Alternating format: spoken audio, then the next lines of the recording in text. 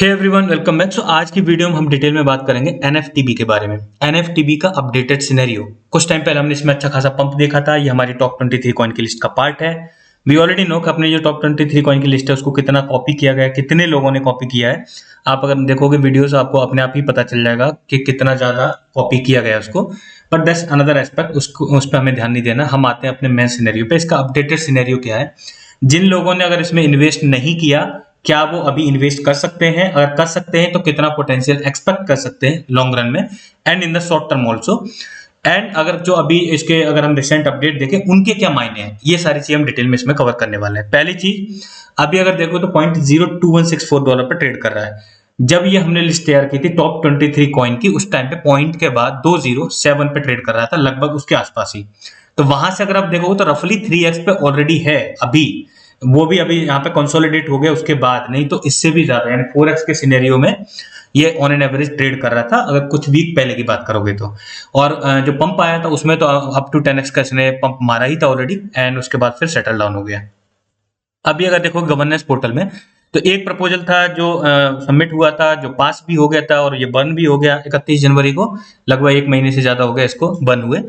अब इसके बाद यहाँ पे दो प्रपोजल और हैं। ये कब लाइव होंगे? ये पार्ट है एनएफटीबी के फेज 3.0 के, और जो स्टार्ट अब होने ही वाला है। जितनी जल्दी मतलब जितना टाइम जा रहा है वो जा रहा है, जल्दी ही वो स्टार्ट हो जाएगा, जिसमें मंथली बर्न भी इंक्रीज होगा। मंथली बर्न अभी 1.3 मिलियन सप्लाई हर महीने बर्न होती है। लास्ट जो बर्न हुआ था उसकी हम डिटेल देख लेंगे। एंड उसके बाद जब ये प्रपोजल पास हो जाएगा तो मंथली बर्न बढ़ भी जाएगा। ठीक है। उसके बाद मेजर सेंट्रलाइज एक्सचेंज पे लिस्टिंग का भी इसमें प्रपोजल ऑलरेडी सबमिटेड है। इस पे वोटिंग नहीं हुई है। Later on it will be available, and जब भी आएगा आई एम क्वाइट श्योर दोनों प्रपोजल इसके पास होंगे और दोनों ही इसके लिए काफी ज्यादा पॉजिटिव रहेंगे। पिछले प्रपोजल में अगर आप ध्यान से देखोगे तो यहाँ पे आप देख सकते हो कि ये जो बर्न होना है दैट इज वो कर रहे हैं बिफोर एनएफटीबी 3.0 गो लाइव। यहाँ पे आप देखोगे, यहाँ से आपको क्लियर पता चल जाएगा। एनएफटीबी का फेज 3.0 लाइव करने से पहले ही उन्होंने बर्न कर दिया है। अब एनएफटीबी का जो फेज 3.0 होगा उसमें हम क्या क्या एक्सपेक्ट करेंगे, इसके रिगार्डिंग उन्होंने पहले ही एक अनाउंसमेंट की थी। पहले तो ये अपडेटेड रोड मैप लेके आएंगे आगे क्या क्या करने वाले हैं। ठीक है, रोड मैप अवेलेबल होगा। उसके बाद टोकोनॉमिक्स रिवीजन। टोकोनॉमिक्स रिवीजन क्यों जरूरी है? बिकॉज देखो मंथली बर्न भी अगर बढ़ा देंगे और उसके बाद इन्होंने 25% सप्लाई टोटल सप्लाई में से बर्न कर दिया है, तो ऑब्वियसली द टोकोनॉमिक्स का जो सिनेरियो वो चेंज हो जाएगा, तो उसको भी ये अपडेट कर देंगे। नेक्स्ट, एनएफटीबी की जो यूटिलिटी है उसको इंक्रीज करना, multi chain gaming and metaverse platform create करना, media and research hub. And उसके बाद यहाँ पे आप देखोगे layer 1 and layer 2 ecosystem partnerships जो रिसेंटली इनकी हुई भी हैं और बहुत अच्छे लेवल की हुई हैं, बहुत इंपॉर्टेंट है, जिनको हम एक एक करके समझते हैं। तो पहली जो इन्होंने अभी रिसेंट अपडेट दी कुछ टाइम पहले ही दी थी कि एनएफटीबी अब आर्बिट्रम पे लाइव हो गया है। एनएफटीबी का आर्बिट्रम पे लाइव होना कितना जरूरी है मैं आपको एक मतलब शॉर्ट स्पैन ऑफ टाइम में बताता हूँ। आजकल आप एक ट्रेंड देख रहे होंगे कि जितने भी बड़े बड़े इन्फ्लुएंसर या फिर बड़े बड़े एंटरप्राइज, उनकी मेजर लेवल पर पार्टनरशिप पॉलीगन के साथ हो रही है। मेजर लेवल पर अगर देखोगे तो नॉट ओनली दैट, अगर कोई भी एंटरप्राइज या फिर कोई भी मतलब कोई भी नोन पर्सन या सेलिब्रिटी है, वो अपना अगर एनएफटी कलेक्शन लेके आएगा या एनएफटी कार्ड्स लेके आएगा तो वो पॉलीगन के नेटवर्क पे ही मेनली लेके आ रहा है। यानी एनएफटी के लिए एक हॉटस्पॉट बन चुका है पॉलीगन, बिकॉज वो एक चीप एंड इजी सॉल्यूशन है। इथेरियम का ही लेयर टू स्केलिंग सॉल्यूशन है, जिसपे ट्रांजैक्शन काफी फास्ट हो जाती है एंड बहुत चीप भी रहती है with the security of Ethereum ecosystem, Ethereum की नेटवर्क की सिक्योरिटी के साथ। The same thing is happening with the Arbitrum also. आजकल आर्बिट्रम भी बहुत ज्यादा हॉटस्पॉट मतलब बना हुआ है, यानी बहुत ज्यादा हॉट टॉपिक है। आप इस चीज को ऑब्जर्व अगर आपको करना है, नंबर ऑफ प्रोजेक्ट जो आते हैं, जब भी कॉइन मार्केट कैप पे आपको न्यू प्रोजेक्ट की लिस्टिंग दिखे, आप एक चीज ऑब्जर्व करके देखना। आप जितने भी प्रोजेक्ट आए उनमें पिछले 100 प्रोजेक्ट उठा के देख लेना। ऐसे प्रोजेक्ट जो मतलब बहुत ज्यादा पंप कर रहे हैं, जिन्होंने बहुत ज्यादा पंप किया है, आपको मेजरली पहले तो बाइनेंस स्मार्ट चेन के मिलेंगे, बिकॉज वो इथेरियम के कंपैरिजन में काफी चीप रहती है। एंड सेकंड बिगेस्ट अगर प्रोजेक्ट में आपको मतलब बहुत ज्यादा हाइप देखने को मिलेगी तो वो आर्बिट्रम के नेटवर्क पे आने वाले प्रोजेक्ट्स में। आप इस चीज को खुद ही ऑब्जर्व करना और आपको पता चल जाएगा। आर्बिट्रम की टीवीएल भी बहुत ज्यादा बेटरमेंट हुआ है इसमें। यहाँ पे अभी देखोगे तो फोर्थ बिगेस्ट चेन है मतलब टीवीएल के टर्म में। टीवीएल मतलब होता है टोटल वैल्यू लॉक्ड। और ये क्यों जज करते हैं? किसी भी डिफाई सॉल्यूशन को या फिर ब्लॉकचेन को अगर आपको जज करना है तो टीवीएल भी एक इंपॉर्टेंट फैक्टर रहता है। कितना ज्यादा लोग इस पर ट्रस्ट कर रहे हैं, कितना ज्यादा वैल्यू लॉक्ड है इस मतलब इकोसिस्टम में, वो भी एक one of the most important variable रहता है। अगर बुल रन की बात करोगे, पिछले बुल रन में जब पीक आई थी उस टाइम पे नवंबर में इसमें लगभग 2.4 से लेके 2.5 बिलियन डॉलर के बीच में टीवीएल थी उस टाइम पे, लेकिन वो था बहुत ही ज्यादा हाइप वाला सिनेरियो। लेकिन अगर अभी भी देखोगे तो अभी काफी टाइम डाउन जाने के बाद इसकी टीवीएल में बहुत अच्छा बेटरमेंट हुआ है। एज ऑफ नाउ अगर आप देखोगे तो 1.93 बिलियन डॉलर की टीवीएल अवेलेबल है इस इकोसिस्टम में, जबकि अभी इसका नेटिव टोकन लाइव होना बाकी है, एयर ड्रॉप हो चुका है एंड नियर फ्यूचर में हम इसको देखेंगे लाइव हो जाएगा। बट प्रोजेक्ट्स बहुत अच्छे खासे लेवल पे बिल्डअप हो रहे हैं आर्बिट्रम की चेन पे। तो आर्बिट्रम की चेन पे लाइव होने का जो मतलब है वो ये है कि पॉलीगन के बाद अगर second biggest advantage in term of के एनएफटीज के लिए कोई हॉट टॉप मतलब हॉटस्पॉट बनेगा तो अभी इस बेस्ट कंटेंडर में से आर्बिट्रम ही दिख रहा है और इस पे भी ये ऑलरेडी लाइव हो गया है। सो ये भी इसके लिए काफी ज्यादा पॉजिटिव स्टेप है एंड पॉलीगन पे ऑलरेडी लाइव हुआ है रिसेंटली। मैंने आपको ऑलरेडी सम अप कर दिया एनएफटी मतलब इसके एनएफटी का हॉटस्पॉट किस तरह से बना हुआ है, तो आप समझ जाओ कि पॉलीगन पे लाइव होना भी इसके लिए बहुत ज्यादा मायने रखता है।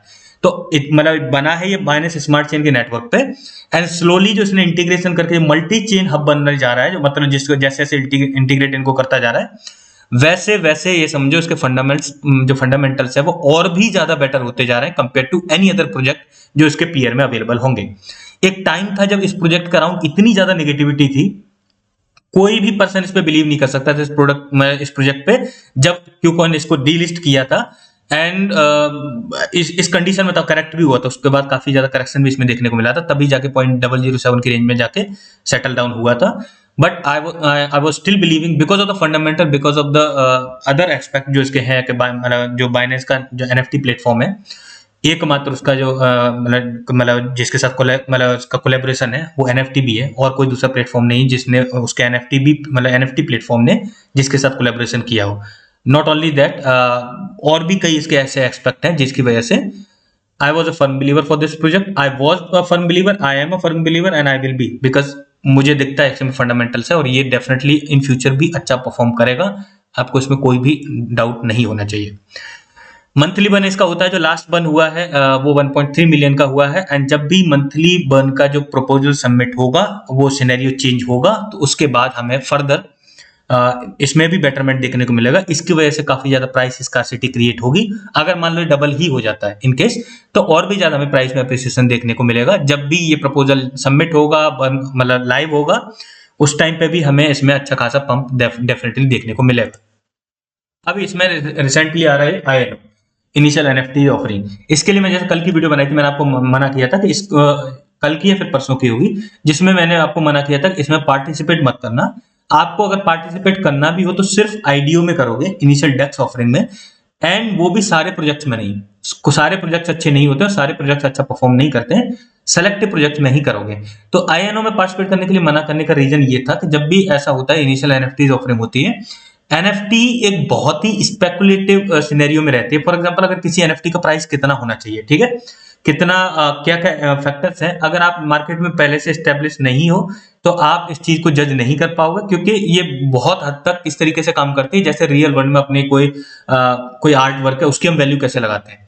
बहुत सारे रैंडम वेरिएबल्स ऐसे होते हैं, जैसे किसी ने बनाई है, क्या उसके पीछे स्टोरी है, या फिर अगर जैसे मतलब कोई मतलब गेम अगर अपनी एनएफटीज लेके आ रहा है, रेयरिटी कितनी है, रेयरिटी से भी उसका प्राइस पर बहुत ज्यादा इम्पैक्ट पड़ता है, एंड क्या उसके फर्दर इंप्लीमेंटेशन हो सकते हैं उसको होल्ड करने से, what they can achieve in the game, और मे बी कोई लैंड हो सकती है जिसका वो मतलब एनएफटी एक ओनरशिप रिप्रेजेंट कर रहा होगा। इस तरह का सिनेरियो मतलब रेयरिटी भी डिफाइन करती है कि किस तरीके से उसकी वैल्यू डिफाइन होगी। तो आप ये जज नहीं कर पाओगे कि जो ये प्राइस सेट किया है वो फिजिबल भी है या नहीं है, कि बहुत ज्यादा ओवर प्राइस सेट कर दिया है। तो उस केस में जिस चीज को आप स्पेकुलेट ना कर पाओ उससे दूर ही रहो तो ज्यादा बेहतर है। ठीक है, आपके पास और भी बहुत सारे ऑप्शन है, तो अगर आप करो भी इसके लॉन्च पैड में कभी भी पार्टिसिपेट तो सिर्फ आईडीओ में करोगे, वो भी सारे प्रोजेक्ट्स में नहीं, सेलेक्टिव प्रोजेक्ट्स में। वो भी आपको जो भी प्रोजेक्ट आ रहा है उसका अच्छी तरीके से फंडामेंटल एनालिसिस करना पड़ेगा कि इस प्रोजेक्ट में पोटेंशियल है या नहीं है।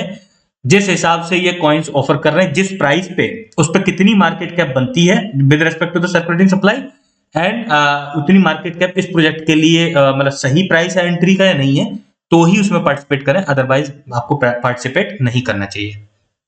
Now come to the point of कितना अभी इसमें पोटेंशियल बाकी रहा है और कितना अभी आगे जा सकता है। और जिन लोगों ने एंट्री नहीं ली है क्या वो एंट्री ले सकते हैं, या फिर जिनकी ऑलरेडी जिन्होंने सेल आउट कर दिया था, बहुत सारे लोगों ने सेल आउट कर दिया था कंप्लीटली, या फिर मतलब अप टू 80 to 90%, क्या वो रीअलोकेशन कर सकते हैं? तो इन तीनों मतलब 2-3 जो सवाल हैं उनका एक साथ मैं जवाब दे रहा हूँ। पहली चीज, कितना इसमें पोटेंशियल है? ये कॉइन बड़े आसानी से अपना ऑल टाइम हाई जो प्राइस है उसको टच कर लेगा एंड इवन उसको क्रॉस करने की क्षमता भी रखता है, अभी जो डेवलपमेंट हुए हैं उनको अगर ध्यान में रखा जाए तो। ठीक है, तो उस हिसाब से भी देखें। और दूसरा, अगर in term of market cap भी देखोगे तो मोर देन 100 मिलियन अचीव करना इसके लिए बहुत इजी रहेगा अगले बुल रन तक, जब पीक टाइम आएगा और जैसे जैसे इसका इंटीग्रेशन और जैसे जैसे इसका अडॉप्शन बढ़ेगा। और अभी तक सब कुछ सही जा रहा है, अभी तक ऐसी कोई टेंशन नहीं, मतलब ऐसी कोई बात नहीं जिसकी आपको टेंशन लेनी पड़े। कितना अभी तक पोटेंशियल बाकी है? मिनिमम 30 to 35x अभी भी इसमें पोटेंशियल बाकी है, जो ये इजीली अचीव कर सकता है अगले बुल रन तक। एंड जब भी ऐसे बीच बीच में इवेंट होंगे, जैसे कि एनएफटीबी का फेज 3.0 का लाइव होना, नए प्रपोजल का सबमिट होना, तो उस टाइम पे हमें एक शॉर्ट टर्म पंप भी देखने को मिलेगा, और वो भी बहुत ही लाइकली है, उसको भी हम बिल्कुल जुटला नहीं सकते। ठीक है, अब एक और चीज यहाँ पे ध्यान रखनी, जिन लोगों ने एंट्री नहीं बनाई, क्या वो फ्रेश एंट्री ले सकते हैं? या फिर जिन लोगों ने सेल आउट कर दिया, क्या वो रीअलोकेट कर सकते हैं? बिल्कुल कर सकते हो। 0.02 से लेके 0.025 के बीच में बहुत अच्छी तरीके से कंसोलिडेट हो गया। अभी जो आप प्राइस देख रहे हो वेल कंसोलिडेटेड प्राइस है, और शॉर्ट टर्म में इसका सपोर्ट पे ही है, शॉर्ट टर्म सपोर्ट बता रहा हूं मैं। तो इस हिसाब से अगर देखा जाए तो आप बिल्कुल इस पे इसका एक्यूमुलेशन कर सकते हो, आप एक्यूमुलेट करके मतलब रख सकते हो लॉन्ग टर्म पर्सपेक्टिव से। या फिर अगर आप शॉर्ट टर्म से भी करना चाहो तो आपको थोड़ा सा पेशेंस रखना पड़ेगा। पेशेंस इन द सेंस, या एनएफटीबी फेज 3.0 या फिर किसी प्रपोजल के लाइव होने की अनाउंसमेंट होगी, फिर जब वो लाइव होने वाला होगा उस टाइम पे आपको इजी 50 to 100% का सिनेरियो इसमें दिखेगा, और आप चाहो तो शॉर्ट टर्म के लिए बाई कर सकते हो। अगर आप if you believe in it, आप लॉन्ग टर्म पर्सपेक्टिव से बाई कर सकते हो और इसको आराम से होल्ड कर सकते हो, कोई दिक्कत नहीं है। ठीक है, बाकी इज इट नेसेसरी कि जब भी शॉर्ट टर्म पंप आए तो आपको प्रॉफिट बुकिंग करनी ही है? वो आपकी स्ट्रेटजी पे डिपेंड करेगा, आपका अपनी कस्टम स्ट्रेटजी बना सकते हो। वैसे जो टॉप 23 कॉइन है उनमें किस तरीके से एलोकेशन होना चाहिए, कब निकलना चाहिए, वो मैं टाइमली अपडेट करता रहता हूँ। बाकी जहां तक बात आती है कि आगे मार्केट का सिनेरियो क्या रहेगा, market is expected to trade sideways, तो उसमें अगर आप पार्शियल प्रॉफिट बुकिंग करोगे, not fully, partial profit booking से कोई प्रॉब्लम नहीं है, आप बिल्कुल कर सकते हो। जब भी आपका invested amount 2x to 3x कर जाए, थोड़ा बहुत अमाउंट निकाल लेना, it will be a wise thing to do. ठीक है ना, तो वैसा कर सकते हो। बट लॉन्ग टर्म पर्सपेक्टिव से अगर होल्ड करोगे, ये कॉइन बहुत अच्छा परफॉर्म करके देगा। बाकी इन सारी बातों पे बिलीव नहीं करना है कि लॉन्ग टर्म होल्ड करने से कोई फायदा नहीं है या कुछ नहीं होता है। We have seen it in the past, and long term hold करने पर, मतलब सही टाइम पे बाई करके लॉन्ग टर्म होल्ड करने में ही असली मजा है। अगर आपको पता चल जाए, यानी आपको इसके मतलब सिनेरियो पता चल जाए, आप फंडामेंटल चेक कर लो, फिर इवेंट का वेट करो, then you will get to know कैसे इजीली 3 से 4 गुना बनाया जा सकता है पैसा। वो बहुत आसान रहता है फंडामेंटल स्ट्रॉन्ग कॉइंस में, not in the meme coins. Thanks for watching the video.